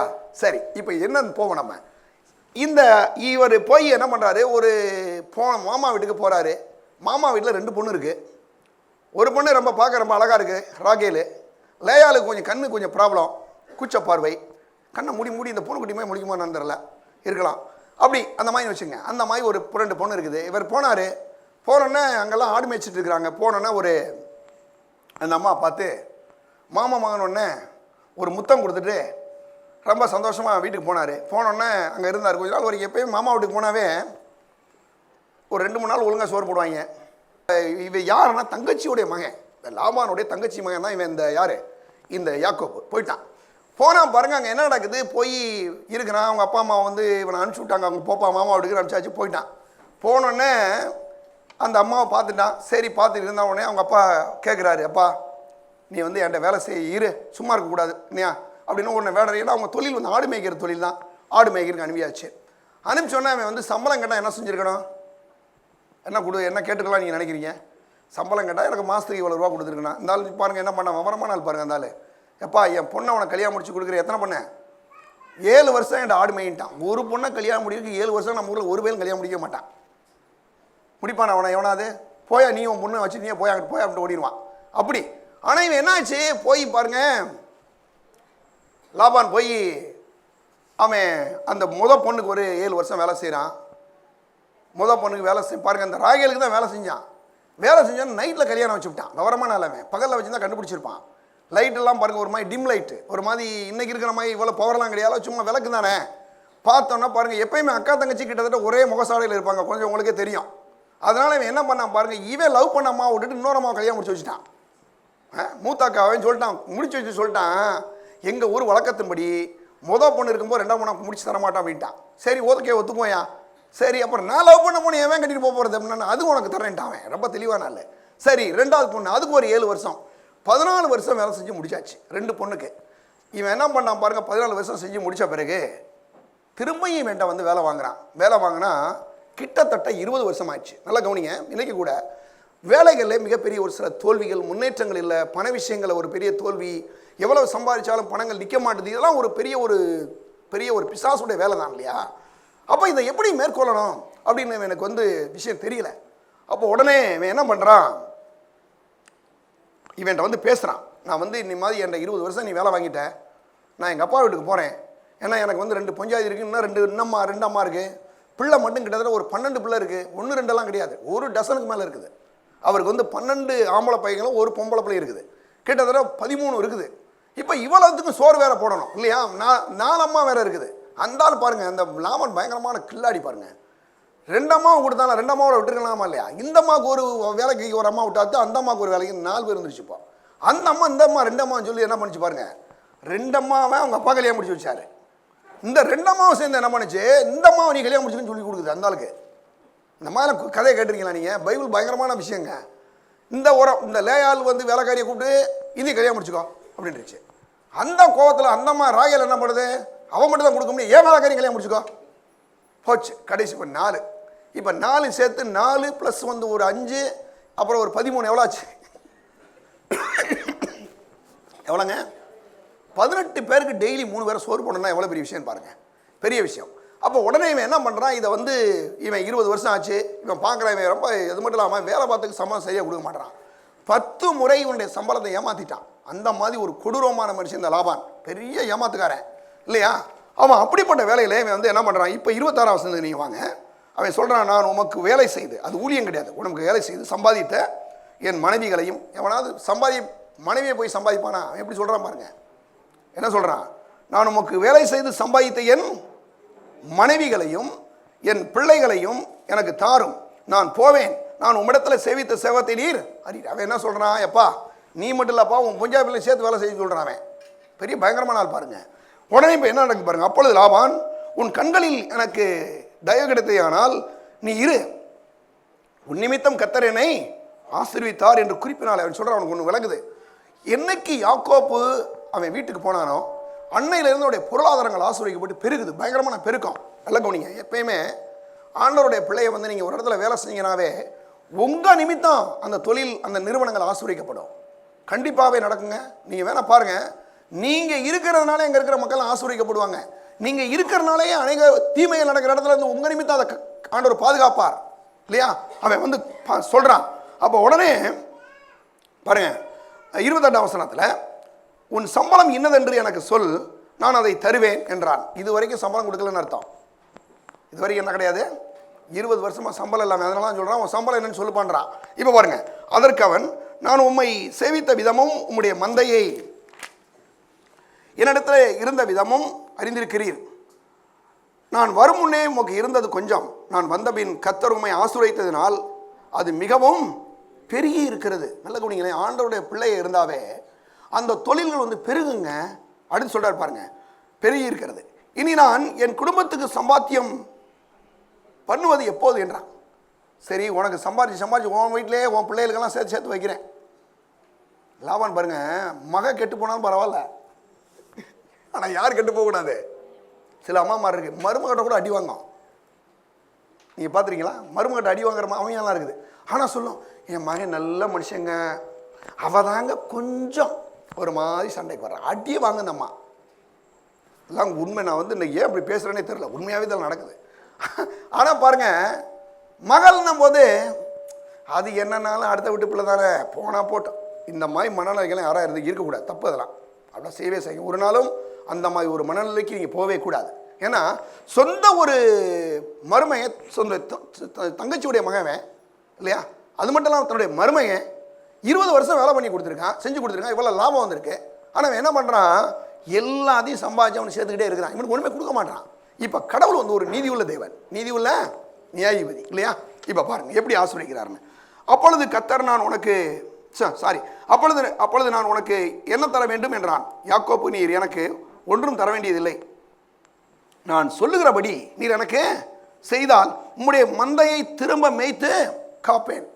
காப்பேன்றது பெரிய விஷயம். மேய்க்கிறது கூட விட்டுருங்க, காக்கிறதுல ஒரு பெரிய சிக்கல் இருக்குங்க. சில நேரங்களில் கரடி வந்துடும், சில நேரங்களில் ஏதோ ஒரு சிங்கம் வந்துடும், பிடிச்சி எல்லாத்தையும் தூக்கிட்டு ஓடிடும். தூக்கிட்டு போயிருங்க. தூக்கிட்டு போட்டால் கணக்கை யார் கேட்பான் தெரியுமா உங்களுக்கு? யார்கிட்ட கேட்பான்? யாக்கோபிட்ட கேட்குறான். எப்படா நீ விட்ட, யாரா நீ எப்படி விட்ட, நீ நான் இன்னும் எக்ஸ்ட்ரா ஒரு நாள் சம்பளம் வேலை செய்ய பண்ணுறான். இப்படி இவன் மேலே கணக்கு போய்கிட்டே இருக்குது. அப்போ எல்லா விதமான நஷ்டங்களுக்கு இவன் தான். லாபம் மட்டும் வந்தால் இவனுக்கு போயிடுது, ஆனால் நஷ்டம்லாம் யார் கணக்கில் போகுதுங்க? இவன் கணக்கில் போகுது. இப்போ பாருங்க, நான் இன்றைக்கு போய் உம்முடைய மந்தையெல்லாம் பார்வையிட்டு அவையில் பாருங்க, அவன் சொல்கிறான், ஒரு விஷயத்த சொல்கிறான். நான் கேட்குறத நீர் என்ன செய்யணும்? சம்பளத்தை நீங்கள் கொடுக்கணும். நான் கேட்குற சம்பளத்தை இந்த யாக்கோப் இருக்கிறானே, அவன் என்ன பண்ணுறான், சொல்கிறான், இன்னைக்கு 20 வருஷம் நீ ஏமாத்திட்ட, இப்போ முடிச்சுக்குவோம் இல்லையா. நான் இன்றைக்கு போய் உம்முடைய மந்தையிலெல்லாம் பார்வையிட்டு அவையில் புள்ளியும் வரியும் கருப்பும் உள்ள செம்மறியாடுகளையும் புள்ளியும் உள்ள வெள்ளாடுகளையும் பிரித்து விடுகிறேன். அப்படிப்பட்டவையில் இனி எனக்கு சம்பளமாக இருக்கட்டும். இது ரொம்ப சாத்தியமே இல்லை. ஏன்னா எங்கள் வீட்டிலலாம் ஆடு இருந்துச்சு, அந்த மாதிரி குட்டி போடுறது ரொம்ப கஷ்டம். நல்ல கவனிங்களேன். இப்போ ஒரு ஆடு வந்து ஒன்று வெள்ளையாக இருக்கும், இல்லைன்னா கருப்பாக இருக்கும், இல்லைன்னா பாருங்கள் வந்து அந்த ஆடுகள் புள்ளி போட்டு வரி போட்ட ஆடுகளை பார்க்குறது சான்ஸே இல்லை. ரொம்ப ரொம்ப கஷ்டம். அது முடியாது. வெள்ளாடோ அல்லது செம்பரி ஆடோ ஒரு ஒரு ஒரு ஒரு ஒரு 1000 ஆடு நிற்கின்னா 1000 ஆடில் நீங்கள் வந்து ஒரு 5 ஆடை கூட அந்த மாதிரி புள்ளி போட்ட ஆடை கண்டுபிடிக்க முடியவே முடியாது. ரொம்ப கஷ்டம். அது முடியாது இல்லையா. இவன் என்ன கேட்குறான், சம்பளத்தை புள்ளியும் வரியும் உள்ள கலப்பு நிறமான ஆடுகளை பூரா பிரிச்சுட்டு போன்றான். சரி, இப்போ பாருங்கள் அவன் சம்பளம் என்னன்னு கேட்குறான் பாருங்களேன். அப்படியே இனிமேல் என் சம்பளமாகிய இவற்றை நீர் பார்வையிடும் போது என் நீதி விளங்கும். புள்ளியும் வரியும் இல்லாத வெள்ளாடுகளும் கருப்பான செம்மறியாடுகளும் என் வசத்திலே இருந்தால் அவை எல்லாம் என்னால் திருடி கொள்ளப்பட்டவைகளாய் எண்ணப்படட்டும் என்றான். அதற்கு லாபான், நீ சொன்னபடியே, அவன் ஏற்கனவே ஆடு வச்சு செம எக்ஸ்பீரியன்ஸ் ஆனால அவனுக்கு தெரியுமா இல்லையா, புள்ளியும் வரியும் உள்ள குட்டி போடான்ற விஷயம் வந்து அந்த ஆளுக்கு நல்லா தெரியும். யாருக்கு தெரியும்? இவன் நல்ல மனுஷன் என்ன சொல்லிக்கிறேன், ஏன்டா என்னடா சம்பளம் கேட்குற, புள்ளியும் வரியும் போடுறாரு, போடாதுடா சீக்கிரமா, கொஞ்சம் வேற மாதிரி கேளு சம்பளத்தைன்னு சொல்லியிருக்கலாமா இல்லையா. இவன் பார்த்தான், நல்ல வேலை கேட்டான், மாட்டிக்கிட்டான் அவன். அப்படின்ட்டு என்ன பண்ணுறான், சரிப்பா நீ சொல்கிற மாதிரி அவனுக்கு சம்பளம் கொடுக்குறவா அப்படின்ட்டான். பாருங்க அடுத்து என்ன நடக்குன்னு பாருங்க. அவைகளெல்லாம் சொல்லிட்டான். என்ன பாருங்க, அங்கே 33ஆம் வசனத்தில், அப்படியே இனிமேல் என் சம்பளமாகிய இவற்றை நீர் பார்வையிடும் போது, அது வாசம் நம்ம 35ஆம் வசனம், அந்நாளிலே கலப்பு நிறமும் வரியும் உள்ள வெள்ளாட்டு கடாக்களையும் என்னது புள்ளியும் வரியும் உள்ள வெள்ளாட்டு கடாக்களையும் சற்று வெண்மையும் கருப்புமாய் உள்ள செம்மறியாடுகளையும் யாவற்றையும் பிரித்து தன் குமாரரிடத்தில் என்ன பண்ணான், ஒப்புவித்தான். எவ்வளோ தொலை ஒப்புவிச்சான்னு பாருங்க, அங்கே போட்டிருக்கு. தனக்கு பாருங்க, தனக்கும் யாக்கோபுக்கும் இடையிலே 3 நாள், எத்தனை தூரம், குறைஞ்சபட்சம் 60 கிலோமீட்டருங்க. இந்த ஆடை பூரா பிடிச்சி கொண்டு போய் எங்கே விட்டான், 60 கிலோமீட்டருக்கு அங்கிட்டு விட்டு, இல்லைன்னா இவன் வேண்டிய இங்கே வந்தாலும் வந்துடும் யோசிக்கிறான். ஆடு வந்து 60 கிலோமீட்டர் வருமா, அவன் எப்படிலாம் யோசிக்கிறான் பாருங்க. 60 கிலோமீட்டர் கொண்டு போய் அவன் மகன்கிட்ட போய் கொடுத்துட்டான். எல்லாத்தையும் நீங்கள் பார்த்துங்கப்பான்னு சொல்லிட்டான். இப்போ பாருங்க, தனக்கு யாக்கோபுக்கும் இடையிலே 3 நாள் பிரயாண தூரத்தில் இருக்கும்படி வைத்தான். லாபானுடைய மற்ற ஆடுகளை யாக்கோப்பு மேய்த்தான். பின்பு யாக்கோப்பு பச்சையாக இருக்கிற இந்த வசனத்துக்கு நீங்கள் கொஞ்சம் கவனம் எல்லாரையும் கவனிச்சுக்கணும். இங்கே தான் நான் அந்த படத்தை பார்க்குறத பற்றி இப்போ சொல்ல போகிறேன். அந்த படம் இருக்கு இல்லையா, அது எப்படி வந்து ஒரு மனுஷன் வந்து இந்த மனதில் பார்க்குறது என்பதை பற்றி நீங்கள் பார்க்குறோம். பாருங்கள், பின்பு யாக்கோப்பு பச்சையாக இருக்கிற புன்னை, மாதுமை, அர்மோன் என்னும் மரங்களின் கொப்புகளை வெட்டி இடையிடையே வெண்மை தோன்றும் படி பட்டையை உரித்து தான் உரித்த கொப்புகளை ஆடுகள் தண்ணீர் குடிக்க வரும் கால்வாயிலும் தொட்டிகளிலும் ஆடுகளுக்கு எதிராக போட்டு வைப்பான். ஆடுகள் தண்ணீர் குடிக்க வரும்போது பொழிவதுண்டு, ஆடுகள் அந்த கொப்புகளுக்கு முன்பாக பொழிந்தபடினால் அவைகள் கலப்பு நிறமும் புள்ளி உள்ளதுமா என்ன வரி உள்ளதுமான குட்டிகளை போட்டது. கடவுள் பாருங்க இவனுக்கு ஒரு ஐடியா கொடுக்குறாரு. என்ன ஐடியானா, ஆடுகள் மேஞ்சிட்டு வரும்போது தண்ணீர் குடிக்கிறதுக்கு ஒரு குறிப்பிட்ட ஒரு இடத்துக்கு கொண்டு வருவாங்க. எங்கேயாவது ஒரு கால்வாயிலையோ அல்ல சின்ன ஒரு குட்டை இல்லைன்னா கிணத்தையே கொண்டு வருவாங்க. அப்படி கொண்டு வரும்போது ஆடுகள் வருது. ஆடு வரும்போது இவன் என்ன பண்ணான்னா, நல்ல பலமுள்ள ஆடுகள், ஏன்னா தண்ணி குடிக்க வரும்போது அங்கே ஆணாடு பெண்ணாடு எல்லாமே வருது. அப்போ இவன் என்ன இவனுக்கு வந்து ஒரு வருதுன்னா, நல்ல கவனிங்களேன், 3 விதமான அந்த மரங்களை பற்றி அங்கே சொல்லப்பட்டிருக்கு இல்லையா. அவன் என்ன பண்ணுறான், யாக்கோபு பச்சையாக இருக்கிற புன்னை வாதுமை அர்மோன் என்னும் மரங்களின் கொப்புகளை வெட்டி, கொப்புகள்னா கிளைகள், அந்த பக்கம் தென் மாவட்டங்களோட கொப்புகள் தான் சொல்லுவாங்க, இங்கே தான் கிளைகள் கரெக்டாக சொல்கிறோம். அதனால் கொப்புகளை வெட்டியாச்சு. இப்போ வெட்டிவன் என்ன பண்ணுறான், தோலை உரிக்கிறான், அந்த வெள்ளை தோன்ற மாதிரி உரிக்கிறான். உரிச்சிட்டு இப்போ என்ன பண்ணுறான், அந்த தண்ணீர் குடிக்க வரும்போது இந்த ஆணாடுகளும் பெண்ணாடுகளும் அந்த இடத்துல நிறைஞ்சு நிற்கும் போது தண்ணி குடிக்கும் போது இவன் என்ன பண்ணுறான், அந்த கால்வாயில் அதை போட்டு விட்டுட்டான், அந்த மரத்தினுடைய கிளையில் அப்புறம் போடுறான். இப்போ போடும்போது என்ன ஒரு விஷயம் அப்படின்னு சொன்னால், என்ன சொல்கிறான்னா, அந்த போட்டு இது இந்த இலைகளை தின்னுட்டு இருக்கும் போதே அந்த ஆணாடுகள் பெண்ணாடுகளோடு போய் சேர்கிறது, பொலிவது உண்டு. அந்த மாதிரி நடக்கும்போது இப்போ கற்பந்தரிச்சு பிறக்கிற ஆடுகளாக எது அப்படின்னா பாருங்க, இப்போ அடுத்து வாங்க பாருங்க, ஆடுகள் அந்த கொப்புகளுக்கு முன்பாக பொலிவிந்தபடியால் அவைகள் கலப்பு நிறமும் உள்ளதும் புள்ளி உள்ளதும் வரி உள்ளதுமான குட்டிகளை.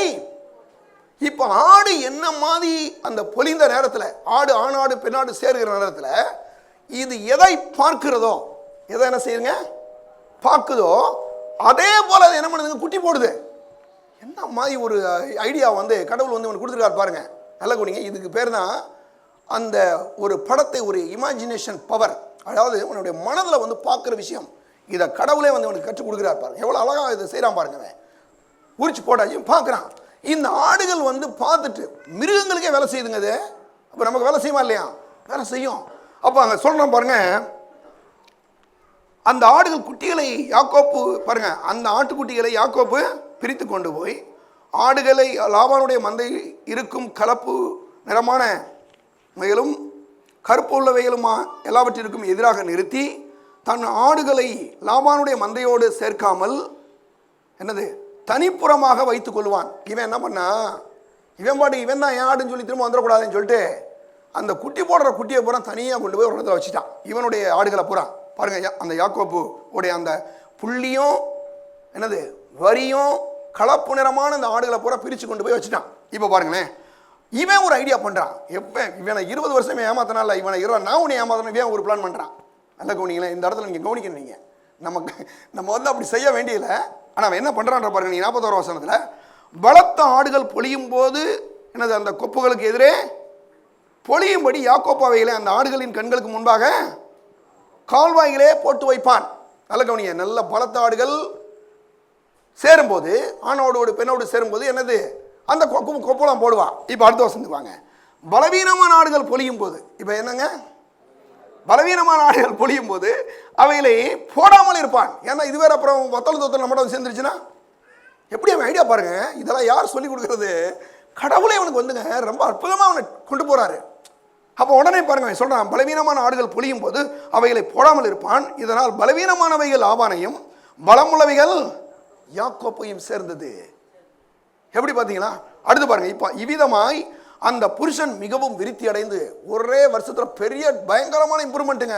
பாருங்க என்ன ஆச்சுன்னு பாருங்க. இவ்விதமாய் அந்த அந்த அந்த புருஷன் மிகவும் விருத்தி அடைந்து திரளான ஆடுகளும் வேலைக்காரர்களும் வேலைக்காரிகளும் ஒட்டகங்களும் கழுதைகளையும் உடையவனானான். என்னங்க ஒரு பாருங்க பயங்கரமான போடுற குட்டி புறா, பலமுள்ள குட்டி புறா யாருது? யாக்கோப்புடையது. பலவீனமான வத்தல் தத்தெல்லாம் யாருது? லாபானுடையது. லாபான் பார்க்குறான், ஒன்றுமே பண்ண முடியல. எப்படி இது நடக்கும்? ஆனால் கடவுள் பாருங்க இவனுக்கு ஒரு நல்ல ஐடியாவை கொடுக்குறாரு. இந்த மாதிரி மரங்களை வெட்டி நீ போடு, இந்த இடத்துல போடு, இந்த இடத்துல நீ போட்டேன்னா தான் என்ன கிடைக்கும், அந்த ஆடுகள் வந்து சேரும் போது உனக்கு இப்படி குட்டிகள் பிறகுன்னு சொல்லி அந்த மாதிரி ஒரு பெரிய பெருக்கத்தை தேவன் கட்டளையிட்டார். இது எப்படி நடந்துச்சு அப்படின்னா, ஒரு ஆடு மாடுகளே இதை மாதிரி பார்க்கும்போது நடக்குது அப்படின்னு சொன்னால் கண்டிப்பாக நான் சொல்கிறேன், நீங்களும் நானும் இந்த மாதிரி தேவனுடைய வார்த்தையின் அடிப்படையிலே பார்ப்போம் என்று சொன்னால் கண்டிப்பாக என்ன செய்யுங்க, அது நடக்கும். என்ன நடக்கும்? நீங்கள் இப்போ எப்படி பார்க்கணும், உங்களை அதான் பாருங்கள், ஒரு வசனம் சொல்லுது இல்லையா, நம்ம போன வாரமே வாசித்தோம். அது என்ன வசனம்? அது யோவேல் 3:10 எடுங்க பாருங்க. அந்த கடைசி பகுதி மட்டும் வாசிப்போம். பலவீனனும் தன்னை பலவான் என்று சொல்லுவானாக. நல்ல கவனிங்களேன். இப்போ பலவீனன்றது இருக்குது, ஒருவேளை வியாதி இருக்குது, ஒருவேளை சில பிரச்சனை இருக்குது. ஆனால் இப்போ நம்ம என்ன சொல்லணுங்க, பலவான் அப்படின்றத சொல்லணும்.